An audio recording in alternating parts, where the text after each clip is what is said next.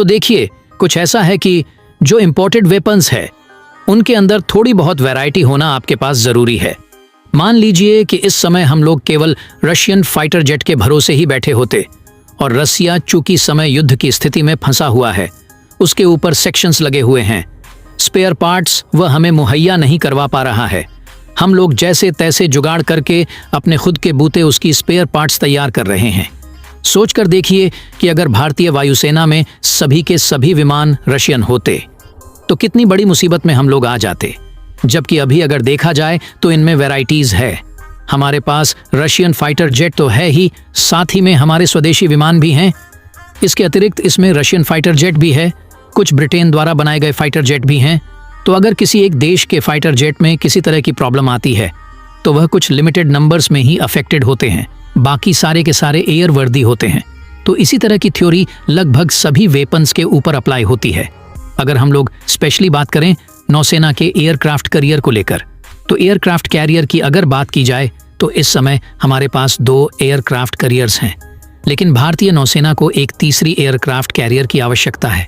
Even आवश्यकता तो एक और एयरक्राफ्ट कैरियर की है, यानी कुल मिलाकर इस समय हमें अगर 4 एयरक्राफ्ट कैरियर मिल जाते हैं तब जाकर हम लोग ये कह सकते हैं कि हाँ ठीक है, अभी कुछ सालों तक हमें शायद किसी एयरक्राफ्ट कैरियर की आवश्यकता नहीं है, लेकिन फिलहाल हर हाल में मिनिमम 3 एयरक्राफ्ट कैरियर्स तो चाहिए ही। 2 ऑलरेडी हैं, एक हम लोगों ने रसिया से जो पुराना खरीदा था उसे रिपीट करवा दिया है, कुछ सालों तक वह सर्विस दे पाएगा, और एक हमारा INS विक्रांत, वह भी ऑपरेशनल हो जाएगा फुली 2024 में। इसके अतिरिक्त तीसरे की बात चल रही है, यानी जिसे ISSE-2 कहा जा रहा है, और फिलहाल बताया जा रहा है कि INS विक्रांत की ही सिस्टम क्लास का शिप होगा। अब जो हम लोगों ने INS विक्रांत तैयार किया है तो इसमें हम लोगों ने जो इंजन इस्तेमाल किया है वह इंजन ओबियसली हमारे पास उपलब्ध नहीं है। इस वजह से हमने अमेरिका की जनरल इलेक्ट्रिक से इन्हें खरीदा है। और इन इंजन्स की अगर बात की जाए तो LM-2500 इसका नाम है।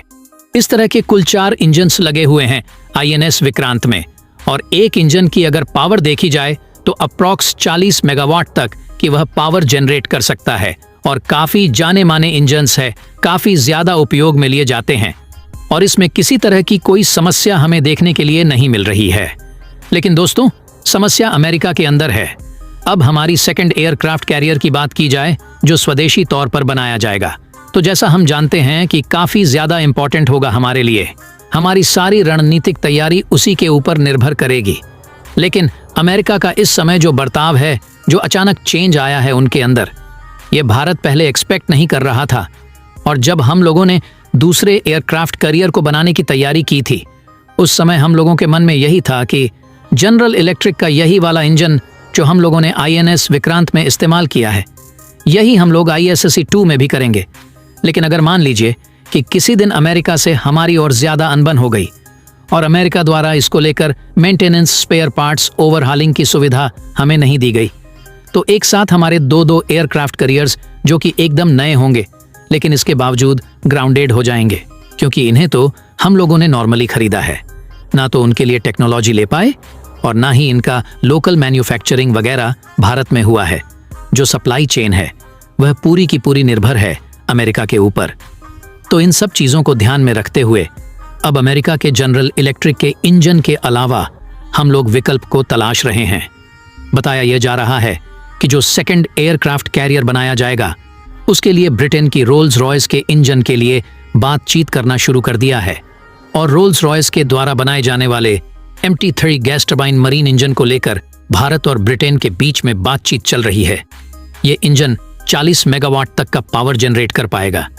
इसके अलावा जनरल इलेक्ट्रिक के LM-2500 की तुलना में ये थोड़ा सा एडवांस है। ये फ्यूल भी कम कंज्यूम करेगा और कुछ हद तक इसकी लोड पेयरिंग कैपेसिटी भी बढ़ जाएगी। हालांकि हम आपको बता दें कि इसके लिए हमें चार्ज भी फिर उसी हिसाब से देना पड़ेगा। बताया ये जा रहा है कि ये जनरल इलेक्ट्रिक के LM-2500 इंजन की तुलना में लगभग 1.5 गुने कीमत पर हमें मिलेगा, यानी अमेरिकन इंजन से महंगा है।